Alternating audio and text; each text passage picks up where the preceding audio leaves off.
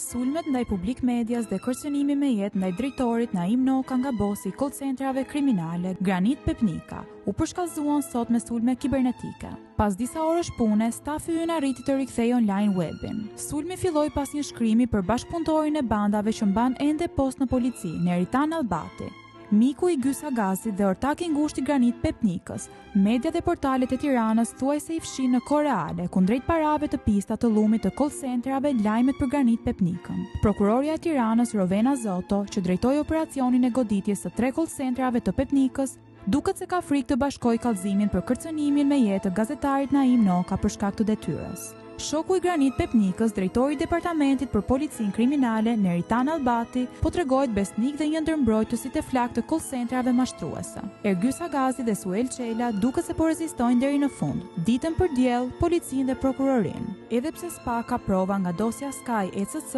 ai dyshohet për suport ndaj krimit nga nivelet e larta deri në terren. Goditja e rrjeteve të call centrave në Tiranë, që vjedhin mbi 50 milion euro në muaj nga qytetarët europian, është minuar nga brenda strukturave. Pas ardhjes së Ilir Prodës, kontrolli i këtij aktiviteti kaloi te Agazi dhe në Albati, me mbrojtje në këmbim të pagesave.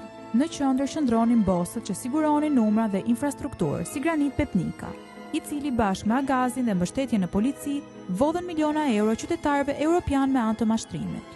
Shumica e operatorëve kriminal kishin mbrojtje direkte nga këto struktura. Në Albati, me një karrierë të gjatë në polici dhe pozicione kyçe drejtuese, është akuzuar për lidhje me grupe kriminale dhe përfshirje në trafiqe. I përjashtuar në vitin 2003, ai u rikthye dhe avancoi më tej, ndërsa pasuria e tij zyrtare dhe e dyshuar ngre pikpyetje serioze. Ai rezulton gjithashtu në hetim nga SPAK, me kontakte të dokumentuara me figura të krimit të organizuar. Raportet flasin për dështime të qëllimshme të operacioneve policore dhe lidhje me trafiqe në disa qytete. Dyshohet edhe për përfshirje të përgjithshme të DEA-s lidhur me një grup trafiku në Fier. Në këtë panoram, Ergjys Agazi dhe Granit Pepnika dalin si hallka operacionale të skemës së call centrave, ndërsa kërcënimi drejt për drejt ndaj drejtorit të Publik Media pas publikimit të investigimit e bën konkrete linjën e presionit. Investigimi i shtatorit 2025 u ripublikua me foto dhe link nga Publik Pikal, çka solli reagim të menjëhershëm dhe kërcënim, ndërsa lajmi u fshi nga portali Ora News. Më ironik është fakti se struktura operacionale e policisë dyshohet e kapur, ndërsa reagimi institucional erdhi vetëm pas presionit të partnerëve ndërkombëtar. Sipas redaksisë së Publik Media, fitimet të këtij aktiviteti janë investuar masivisht në ndërtim, duke krijuar një rrezik sistemi për ekonominë dhe lejet e ndërtimit në Tiranë dhe Jug. Vetëm një ndërtues dyshohet se ka përfituar 25 milion euro nga ky burim.